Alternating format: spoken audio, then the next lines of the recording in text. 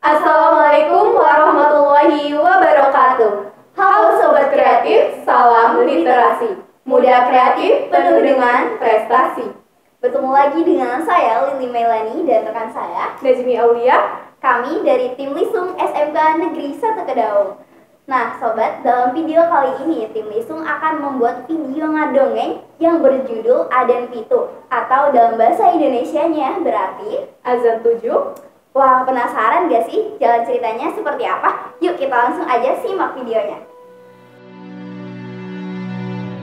Alur kisah saat Masjid Agung Sang Cipta Rasa yang letaknya di sebelah barat laut Keraton Pakumati hampir selesai dibangun, datanglah utusan dari Mataram kuno bernama Megananda yang memiliki sebuah ilmu kesaktian yang disebut Ajian Menjangan Bulu. Sebuah ajian yang sangat mengerikan karena siapapun yang terkena ajian ini akan tewas seketika dengan cara yang mengenaskan, yaitu sekujur pori-pori tubuhnya mengeluarkan darah. Megananda adalah seorang penganut Hindu yang sangat membenci Islam. Oleh karena itu, ia berupaya menggagalkan pembangunan Masjid Agung Sang Cipta Rasa. Secara diam-diam, Megananda bersembunyi di atas momolo masjid atau kubah. Ketika seorang muazin datang untuk mengumandangkan azan karena waktu sholat telah tiba, dengan segera ia menyebarkan mantra ajian menjangan wulung, dan seketika itu pula terkabarlah sang muazin dengan sekujur tubuh yang bersimbah darah. Kejadian itu berulang hingga 3 muazin menjadi korbannya. Tak hanya itu, beberapa orang santri yang akan melaksanakan sholat di masjid yang hampir selesai itu pun turut menjadi korban keganasan Megananda. Akibat kejadian tersebut, tak ada seorang pun yang berani mendekati masjid tersebut, apalagi menyelesaikan pembangunannya.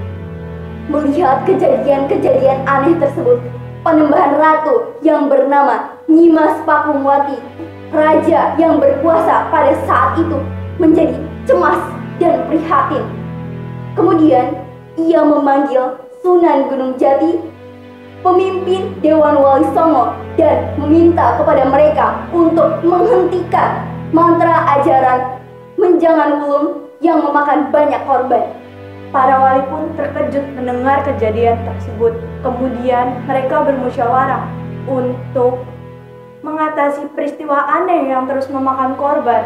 Lalu mereka sepakat menunjuk Sunan Kalijaga untuk mencari tahu dan memusnahkan penyebab jatuhnya para korban yang sangat mengerikan. Mendapat amanat berat, Sunan Kalijaga pun meminta waktu untuk memohon pertolongan kepada Allah. Berangkatlah Sunan Kalijaga ke Amparan Jati untuk bertirakat.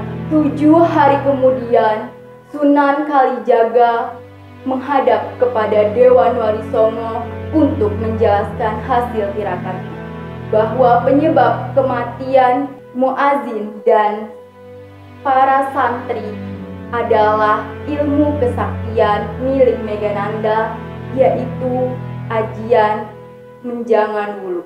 Ajian ini dapat dimusnahkan dengan mengumandangkan azan yang dilantunkan oleh 7 orang muazin secara bersamaan. Namun harus ada yang dijadikan tumbal, yakni 2 wanita yang berhati tulus dan suci, yang digunakan sebagai pemusnah mantra.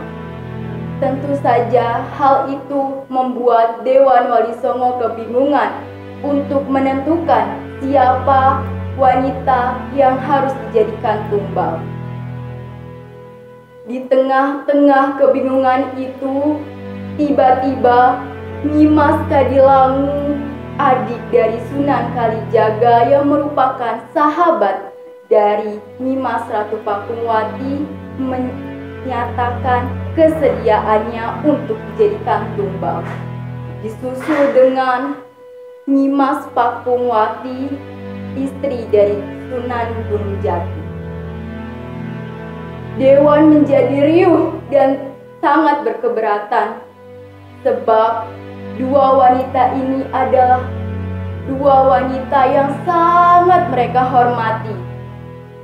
Namun Nyimas Kadilangu dan Nyimas Pakungwati tetap bersikukuh.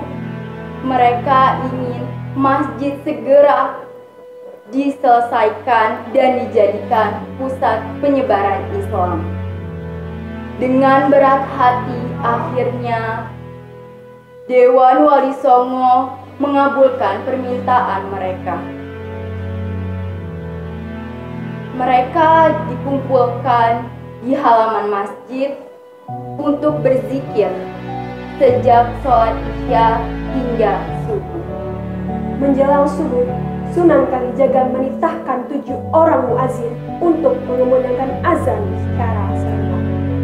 Setelah azan selesai dikumandangkan, tiba-tiba dari arah memuala masjid terdengar suara ledakan yang begitu dahsyat dan memuala masjid terlempar jauh ke Masjid Agung Banten. Sedangkan Megananda berubah menjadi sebuah pusaka bernama Walungian. Bersamaan dengan itu, terdengar jeritan 2 wanita yang rela mengorbankan dirinya untuk menyerap ajian menjangan gunung. Ialah Nyimas Kadilangu dan Nyimas Pakungwati yang merelakan dirinya untuk berkorban demi agama dan rakyat. Maka Masjid Agung Sang Ciptarasa tidak memiliki momolo atau yang biasa kita kenal dengan kuda. Sedangkan Masjid Agung Banten memiliki 2 momolo. Untuk mengenang peristiwa tersebut, setiap menjelang sholat Jumat, 7 orang muazin akan mengumandangkan azan di Masjid Agung Sang Ciptarasa.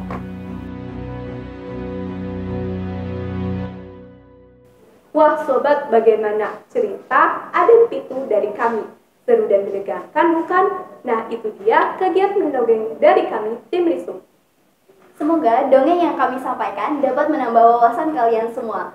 Wassalamualaikum warahmatullahi wabarakatuh. Sampai jumpa.